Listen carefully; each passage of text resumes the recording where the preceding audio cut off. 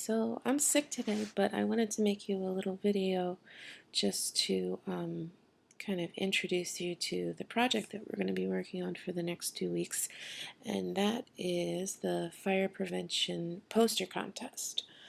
We have done this in the past. We do it every year, and you'll do it every year when you get to Mansion and even when you get to the high school. So the way it works is everybody in the all students in the entire district make a poster. We're going to spend about 2 weeks on it. This week we're going to draw it. Next week we're going to color. And then I bring the big stack of posters over to the firehouse, and the firemen hang them up all over the fire station, and they invite your family in for an open house, which is basically a big display of all of the beautiful posters you're going to make. So after that, the firemen choose winners.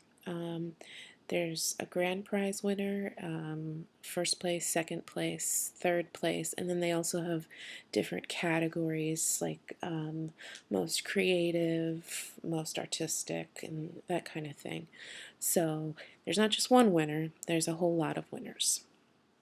I want to remind you that the people who win this contest are probably not the first people to finish their poster. This is going to require you to take your time and really try your best. So like I said, today we're going to just be drawing the posters, and we will also then outline our drawings in Sharpie marker. And then next week we'll spend the whole art period coloring. So every year the poster contest is a theme, and this year's theme is Every Second Counts, Plan 2 Ways Out. Now you don't necessarily need to make your poster about this theme. You can make it about anything that has to do with fire safety. So I know you guys know a lot about fire safety. Stop, drop, and roll. Don't play with matches. Call 911. About fire drills. We have fire drills in school all the time. So you can make your poster about any of those things. It's completely up to you. So what I wanted to do was just show you guys a few of the past winners of the contest and show you a few things that these winners have in common. These aren't necessarily winners from our district because the entire state of New Jersey takes part in this contest. So this was just a Google search, but I want to show them to you anyway. So first of all of the posters you're going to see are big drawings. They're not little tiny specks in the middle of a big vast white space. The drawings take up the entire paper. So you want to draw big. You don't want to draw small. You want to draw big. Another thing that these posters all have in common is that they are full of color. There is very little white showing on the paper. So next week when we get to coloring, we'll talk more about it. But it's very strategic. There's a little bit of white showing here, but most of it is all colored in. So I think that all of these people look like they really planned their posters out, so they thought of what they were going to draw, and they planned it really well, and then they did it in pencil. Once you draw it in pencil, then you will go over your pencil drawing in Sharpie marker. Okay? So the point of this is because pencil erases. You can't erase a Sharpie marker, you can only erase pencil. So when you're drawing with your pencil, I want you to make sure you're drawing it really lightly. Okay?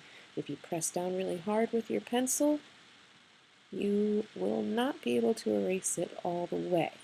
Alright, so draw lightly with your pencil, you are going to then, after you've completely finished your drawing, you have to draw everything in pencil first. After you're completely finished with your drawing, then you're going to trace over your lines in Sharpie marker. Now, you are not going to be coloring with Sharpie marker. That is very, very important. You are simply tracing over the lines that you have already drawn with the Sharpie. Okay? Now, before you go back to your seats, I just want to remind you of the very most important rule in art class. The first thing you do is always the same. You pick up your pencil and write your name. Now, you don't always have to write your last name, but I would highly suggest you write your last name because it's a contest. So that way the firemen who judge the contest will know exactly who the posters belong to. So write your first and last name on the back, turn it over, draw big, draw light until you've got it right, and then trace over your drawing with pencil. One more thing I wanted to point out, and kindergartners don't really need to pay attention to this part, but I wanted to point out to the older kids, a lot of these posters have text or words, bubble letters in them, so you can absolutely incorporate text into your drawing. You don't have to, but I think it really helps to illustrate the point that you're trying to get across, whether it's don't play with matches, protect your family from fire, what's this one? Call 911 if there's a fire, don't play with fire because it burns, stay calm, help is here, get out, stay out, know your escape plans. They are all sort of telling the story of what their picture says with the text. So it might be a good idea for you to do that as well. Alright, so first and last name on the back, turn your paper over, draw big, draw light, trace over with Sharpie. There will be no coloring today. Coloring is going to be all next week. Okay? Have fun and good luck.